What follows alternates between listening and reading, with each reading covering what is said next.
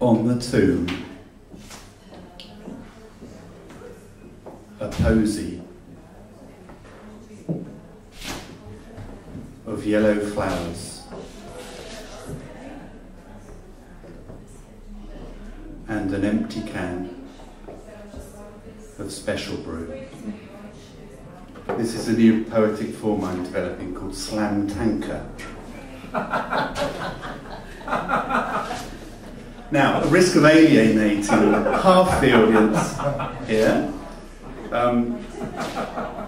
this is a poem about dietary habits that some of us have, and a very tiny minority take to extremes. It's called Tea Time. The other day I made my way to go and eat some tea with Pete. He's a neat sort of guy, got a sports car, complete with a roof that slides down wide to let in the breeze. And his squeeze is a gorgeous girl called Shirl, and his job means that he's worth more than a bob or two. So when I strolled through the gate, carrying a plate of my homemade apple pie, I thought, my God, this guy's got it made. So, just imagine when I rang his brass doorbell, expecting him to be well and happy and fine, pressed my cheap wine into his hand, ready to dine, and waved my pie before his eyes. How surprised was I when he burst into tears.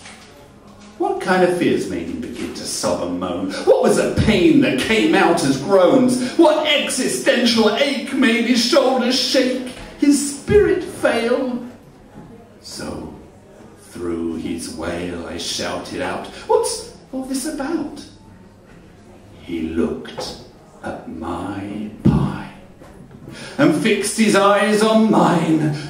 It's a torment living in this age, a crackpot despot has us in a cage. That's why the rage, the sighs and anguish. We've languished too long under this dreadful yoke. Is this a joke, Pete? Your life seems complete.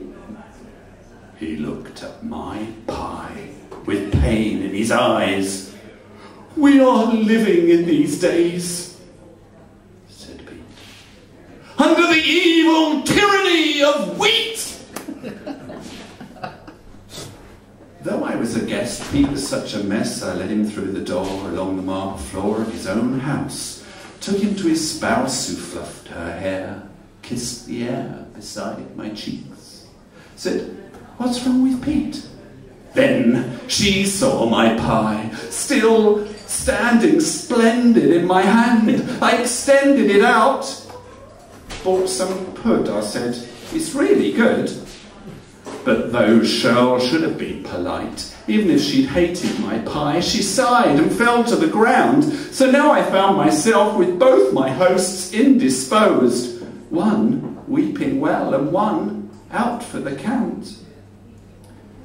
Pete saw his wife lying, stopped crying, then shouted, "Get thee behind me! I see your trickery! The only truth is gluten-free!"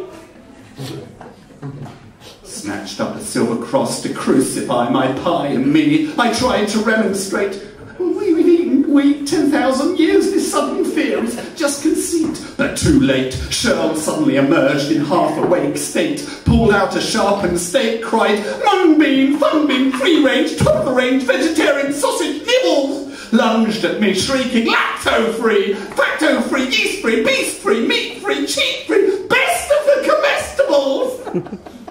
I quaked before I could bake a better one. I croaked. Too late. With a glass-breaking cry, she plunged her steak into the heart of my lusty, crusty, sweet and wheaty apple pie.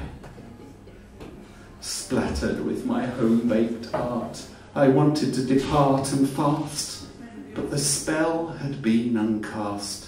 Pete said to me, "So glad at last you've come to tea with Shirl and me."